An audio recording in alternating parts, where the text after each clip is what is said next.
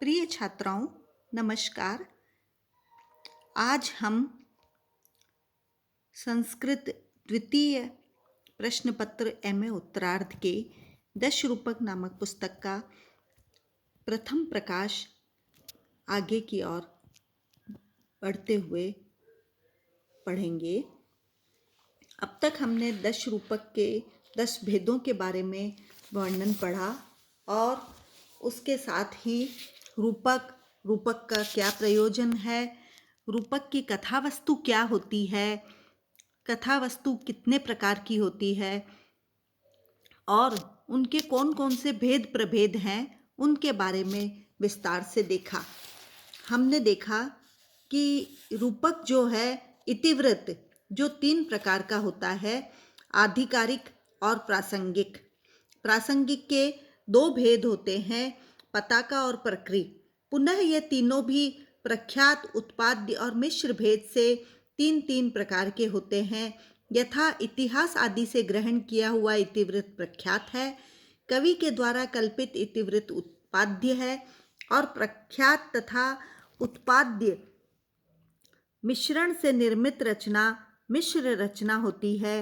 ये सभी इतिवृत्त दिव्य, मर्त्य और दिव्यादिव्य के भेद से पुनः अनेक प्रकार के होते हैं।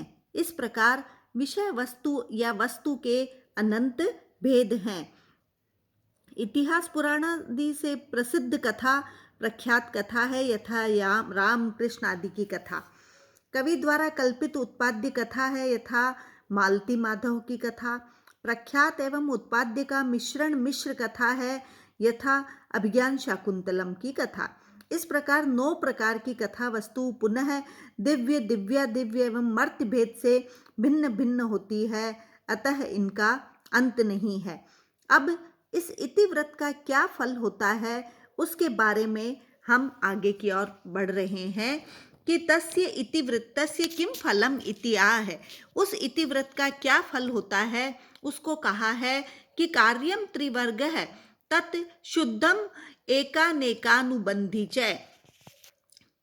कि कार्यम, इस इतिवृत्त का जो फल है वो त्रिवर्ग, धर्म, अर्थ और काम।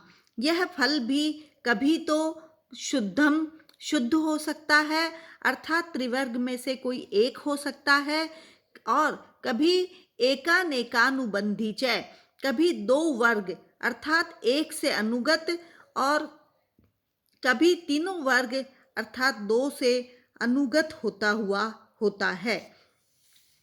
धर्म, अर्थ और काम इतिवृत्त का फल है। यह फल कभी शुद्ध, कभी एक से अन्वित, कभी एक, एवं कभी यह फल 2 से अन्वित एक और कभी 3 से अन्वित एक होकर कार्य रूप में परिणत होता है। तात्पर्यार्थ यह है कि रूपक का इतिवृत्त ही कारण है जिसके द्वारा त्रिवर्ग की प्राप्ति रूपी फल मिलता है। इतिवृत्त कारण का कार्य ही फल है, इसलिए कारिका में कार्यम त्रिवर्ग है ऐसा उल्लेख है।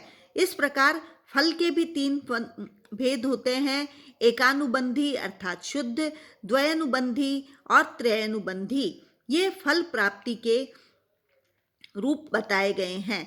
अब आगे हम देखेंगे तत्साधनम व्युत्पादयति। अब उनके साधन कौन से होते हैं, उनका उल्लेख आगे की कारिका में किया गया है कि स्वल्प उद्दिष्ट है तद हेतुर बीजम विस्तार्य नेकधा। कि स्वल्प उद्दिष्ट है, स्वल्प सूक्ष्म कथन होते हुए भी आगे चलकर अनेक प्रकार से विस्तार युक्त वस्तु जो मुख्य फल का तद हेतुर बीजम, जिस फल का साधक होती है वह बीज कहलाती है। कि स्वल्प उद्दिष्ट अल्प उद्देश्य के लिए, तद हेतु उसका जो मूल कारण होता है बीजम बीज कहलाता है, और विस्तार्य नेकधा वह अनेकधा अनेक प्रकार से विस्तार युक्त दिखाई देता है। तो अर्थ प्रकृति का वर्णन हम कर रहे हैं कि अर्थ प्रकृति में पहली जो अर्थ प्रकृति है वो बीज कही गई है। यह बीज से सदृश ही देखने से स्वल्पाकार होता है, किंतु यह वृक्ष की तरह विशाल रूप में परिणत हो जाता है। इसलिए बीज के समान होने के कारण इसे बीज नाम से अभिहित किया गया है। वस्तुतः नाट्य के बीज में ही समस्त नाट्य सन्निहित रहता है। जैसे रत्नावली नाटिका में वत्सराज उदयन को रत्नावली की प्राप्ति रूपी जो फल का कारण है, देव की अनुकूलता से युक्त योगंधरायण का उद्योग बीज रूप में विष्कंभक में उपन्यस्त दिखाई देता है। यहाँ फिर आगे कहा है अवांतरार्थ विच्छेदे बिंदु अच्छेद कारणम, कि अवांतर अर्थ के लिए अर्थात अवांतर कथा, जो कथा की समाप्ति पर अवांतर कथा की समाप्ति पर प्रधान कथा के साथ जो संबंध को यथावत रखने वाली वस्तु होती है, वह प्रधान कथा के साथ संबंध को न टूटने देने वाली वस्तु ही बिंदु है। यह बिंदु इतिवृत्त को जोड़ता है और उसे आगे बढ़ाने का कारण भी होता है। संक्षेप में अवांतर कथा के विच्छिन्न होने पर जो घटना उसे प्रधान कथा के साथ जोड़ने वाली होती है, उस जोड़ देने वाले को बिंदु कहा जाता है। आगे उसी के बारे में कहा है कि बीज बिंदु पताकाख्य प्रक्रिय कार्य लक्षणाः, कि बीज बिंदु पताका प्रक्रिय तथा कार्य ये 5 अर्थ प्रकृतियां कही गई है। कि रूपक में बीज बिंदु पताका प्रक्रिय और कार्य ये 5 अर्थ प्रकृतियां होती है। ये पांचों काव्य के प्रयोजन में सिद्धि का कारण होती है। तो अर्थ प्रकृतियां 5 हैं, बीज बिंदु पताका प्रक्रिय और कार्य। इनके बारे में हम अभी तक विस्तार से पढ़ चुके हैं। तो ये मूल रूप से अर्थ प्रकृति जो किसी भी कार्य की सिद्धि के लिए इतिवृत्त के लिए आवश्यक बताई गई है। अर्थ प्रकृतयः पंचता एताः प्रकृतिताः, ये 5 अर्थ प्रकृतियां होती है और इनके बारे में हम अब तक पढ़ चुके हैं। कि नाट्य साहित्य के विश्लेषण से ज्ञात होता है कि रूपकों में केवल वह मूल कथानक ही नहीं होता जिसकी 5 अवस्थाएं होती है, वरन उनमें मूल कथा से भिन्न कुछ ऐसे भी अंश होते हैं जिनको मूल कथा का आवश्यक विधायक अंश कहा जा सकता है। यहाँ शास्त्रीय भाषा में इनको अर्थ प्रकृति अर्थात लक्ष्य प्राप्ति के साधन कहा गया है। कि प्रकृतियां या तो नायक के इष्ट लक्ष्य की प्राप्ति में सहायक होती है अथवा कथानक को नाटकीय रूप देने में नाटककार के लिए साधन स्वरूप हुआ करती है। तो अर्थ प्रकृतियों को मूल रूप से हम इस तालिका के रूप में भी देख सकते हैं। अर्थ प्रकृति लक्ष्य प्राप्ति के साधन है जो अचेतन और चेतन रूप में 2 भागों में विभाजित है। मुख्य अचेतन मुख्य कारणभूत और अमुख्य होता है। इसमें मुख्य कारणभूत बीज है और अमुख्य कारण रूप कार्य है। चेतन रूप में मुख्य और उपकरणभूत रूप में मुख्य बिंदु होता है। यहाँ स्वार्थ सिद्धि सहित और परार्थ सहित पताका होती है और उपकरण भूत रूप में केवल पथार्थ सिद्धि रूप प्रक्रिया यहाँ पर देखी जा सकती है। तो इस तालिका के माध्यम से हम अच्छे प्रकार से अर्थ प्रकृति के भेदों को उपभेदों को देख सकते हैं। अर्थ प्रकृतियों में से केवल 3 अर्थ प्रकृतियों बीज बिंदु तथा कार्य को ही आवश्यक माना गया है। उनके विचार में पताका और प्रक्रिया का सभी रूपकों के रूप में होना आवश्यक नहीं है, क्योंकि जिस रूपक में नायक को प्रयोजन की सिद्धि में सहायक की आवश्यकता नहीं होती है, वहाँ पताका और प्रक्रिया भी नहीं होती है। तो यहाँ मूल रूप से हमने आज अर्थ प्रकृतियों के बारे में पढ़ा। उसके बाद जो आगे का अंश आता है अन्यत अवस्था पंचकम आह, कि किसी भी कार्य को करने के लिए लक्ष्य की सिद्धि चाहने वाले नायक के लिए 5 अवस्थाएं होती है। तो 5 अर्थ प्रकृतियों का निर्देश कर चुकने के पश्चात अब ग्रंथकार कार्य की 5 अवस्थाओं का वर्णन कर रहे हैं कि अवस्था पंच कार्यस्य प्रारब्धस्य फलार्थिभिः आरंभ यत्न प्राप्त्याशा नियताप्ति फलागमाः, कि प्रारब्धस्य फलार्थिभिः प्रारंभ किए गए फल की इच्छा से प्रारंभ किए गए कार्यस्य कार्य की पंच अवस्था 5 अवस्थाएं होती है। आरंभ, यत्न, प्राप्त्याशा, नियताप्ति और फलागम, ये 5 कार्य प्रपंच इनके माध्यम से किया जाता है, इसलिए इनको 5 अवस्थाएं कहा गया है।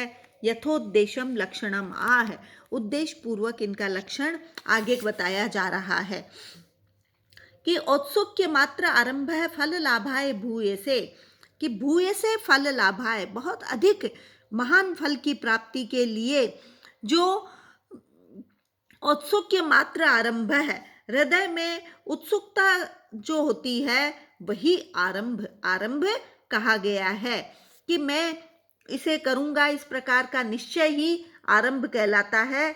इष्ट सिद्धि की प्राप्ति के लिए हृदय में उत्पन्न तीव्र उत्कंठा ही आरंभ है। यहाँ ध्यातव्य है कि आरंभ मन का व्यापार है, शरीर का नहीं। तो इस तरह यह पहली अवस्था जिसे आरंभ कहा गया है, यह हृदय की उत्सुकता मात्र जो है वही आरंभ कहा गया है। दूसरा है प्रयत्न। प्रयत्न तु तद अप्राप्तौ व्यापारो अति त्वरान्वितः है, कि तत् अप्राप्तौ, जिस फल को प्राप्त करने की उत्सुकता उत्पन्न हुई थी, उसके अप्राप्तौ, प्राप्त न होने पर उसकी प्राप्तौ, तत् अप्राप्तौ, उसको प्राप्त करने के लिए व्यापारो अति त्वरान्वितः है, अत्यधिक उत्सुक होकर अत्यधिक तेजी से कार्य का प्रारंभ करना जो है वो प्रयत्न कहलाता है।